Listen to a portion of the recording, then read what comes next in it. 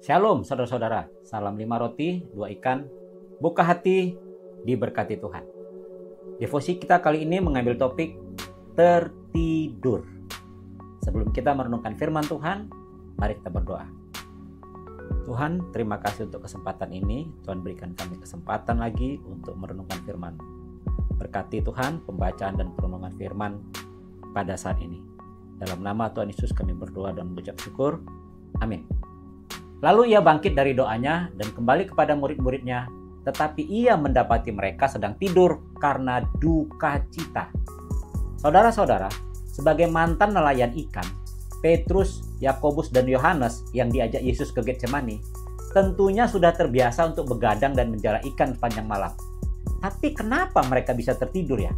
Padahal sudah jelas-jelas Yesus bilang, tinggallah di sini dan berjaga-jagalah, bukan tidurlah. Tapi mengapa mereka tertidur?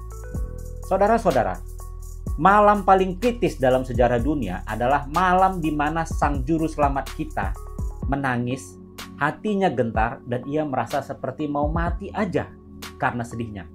Saya membayangkan ya, Yesus berdoa sambil merebahkan dirinya di rumput-rumput di Taman Getsemani. Dia meratap dengan suara yang menyayat hati. Dia menangis karena kesedihan yang demikian hebat. Saudara-saudara, Alkitab mengatakan bahwa saat Yesus berdoa, dia berdiri tidak terlalu jauh dari murid-muridnya. Mungkin hanya sekitar 20 meter saja. Nah, dari jarak seperti itu, kemungkinan besar murid-muridnya masih bisa melihat bagaimana bahasa tubuh Yesus saat berdoa.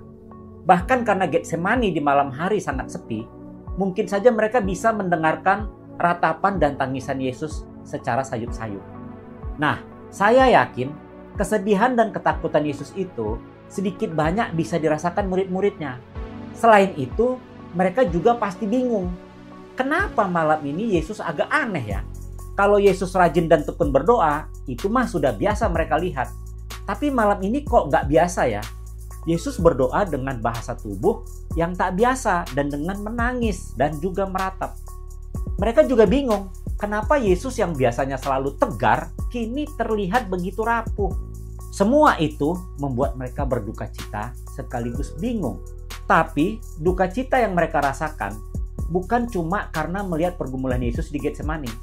Ada beberapa hal yang sebelumnya membuat mereka berduka. Yang pertama, Yesus bilang ada seseorang di antara mereka yang akan mengkhianatinya. Maka sedihlah hati mereka dan seorang demi seorang berkata kepadanya, "Bukan aku ya Tuhan?" Kedua, Yesus bilang dia akan segera diserahkan kepada musuh-musuhnya. Nah, yang ketiga, Yesus bilang bahwa malam itu iman mereka semua akan terguncang. Berarti ada sesuatu yang besar yang akan menimpa mereka, tapi mereka tidak tahu persis apa itu. Dan yang keempat, ini yang paling aneh bagi murid-murid, yaitu saat Yesus memecah-mecah roti di perjamuan Paskah.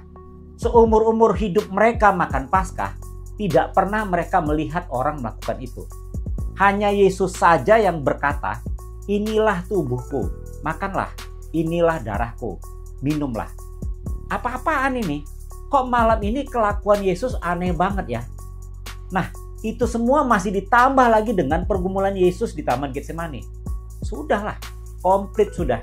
Malam itu menjadi malam paling menyedihkan dan paling membingungkan bagi mereka. Dan itu semua membuat mereka lelah, capek sekali. Bukan hanya lelah fisik, tapi yang utama adalah lelah secara emosional. Itulah yang membuat mereka tertidur. Saudara-saudara pernah nggak merasakan duka cita atau kesedihan yang dalam banget sehingga saudara-saudara nggak mau melakukan apapun kecuali tidur? Saya pernah. Waktu itu saya sedih banget. Saya mencoba tidur untuk melupakan sementara waktu kesedihan saya itu. Hanya tidur, tidak pergi kerja, tidak makan, hanya tidur saja. Bahkan saya benar-benar berdoa sama Tuhan. Tuhan, buatlah aku bisa tidur untuk beberapa jam ke depan. Ya, mungkin di antara saudara-saudara ada yang tahu bagaimana rasanya ya. Saudara-saudara, tidak ada yang salah dengan tidur saat kita berduka. Karena tidur adalah respon alamiah tubuh kita untuk menghadapi stres. Selain itu, tidur juga respon tubuh kita sebagai perlindungan psikologis. Saat kita sudah tidak kuat lagi, kita butuh tidur agar psikis kita bisa beristirahat sejenak dan memulihkan diri. Kita juga bisa melihat ya, bagaimana Allah memberi waktu bagi Elia untuk tidur yang cukup sebelum dia memulai lagi perjalanannya. Jadi tidak ada masalah dengan tidur. Tapi kenapa Yesus menegur murid-muridnya karena tertidur? Jawabannya, karena saat itu murid-murid lebih butuh berdoa dibanding tidur. Sebentar lagi Yesus akan ditangkap dan mereka akan mengalami goncangan iman yang keras. Mereka harus berdoa, mohon kekuatan dari Allah. Tidurnya nanti aja, tunda dulu. Berdoa dulu. Kira-kira itulah yang dimaksud Yesus dengan berjaga-jaga dan berdoalah.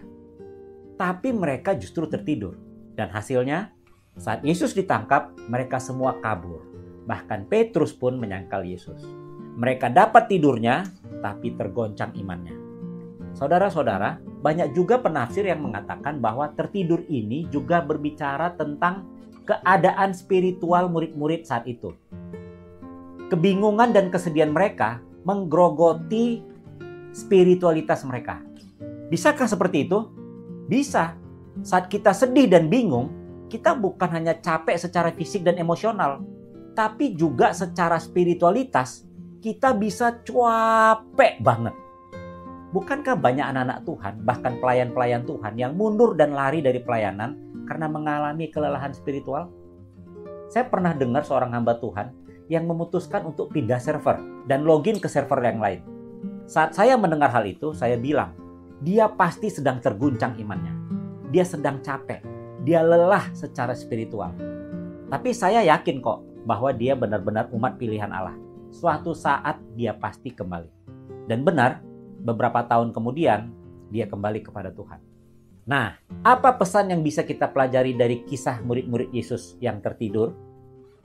Saudara-saudara, bagaimanapun beratnya pergumulan dan tantangan hidup kita, ingatlah selalu bahwa kekuatan iman kita bukan kita dapatkan dari tidur, tapi saat kita berkomunikasi dengan Bapa Surgawi kita. Saya sudah menyampaikan di video devosi kemarin. Getsemani memang tempat menangis dan meratap. Tapi Getsemani juga menjadi tempat kemenangan iman. Itu terjadi saat kita datang pada Bapa Surgawi kita dan memohon kekuatan darinya untuk menghadapi semua pergumulan kita. Getsemani adalah tempat kemenangan iman dimulai. Justru saat Yesus berdoa, bukan saat murid-murid tertidur. Karena itu saudara-saudara, ingatlah, tidak apa-apa tidur secara fisik. Asal kita tetap berjaga-jaga secara spiritualitas. Berjaga-jaga dalam iman, berjaga-jaga dan berdoa. Mari kita berdoa. Terima kasih untuk firman-Mu Tuhan. Biarlah di dalam segala pergumulan hidup kami, kesedihan kami, ketakutan kami senantiasa berjaga-jaga dan berdoa. Dan di dalam semuanya itu, Tuhan tetap memberkati kami di dalam tidur yang nyenyak, sehingga kami bisa melalui segala pergumulan kami dan mengalami kemenangan iman di dalam Tuhan. Dalam nama Tuhan Yesus kami mengucap syukur dan berdoa. Amin. Dalam pergumulan yang paling berat sekalipun, kita harus selalu berdoa dan berjaga-jaga, namun tetap tidur dengan nyenyak. Salam 5 roti, 2 ikan. Buka hati, Tuhan Yesus pasti memberkati. Sampai bertemu lagi.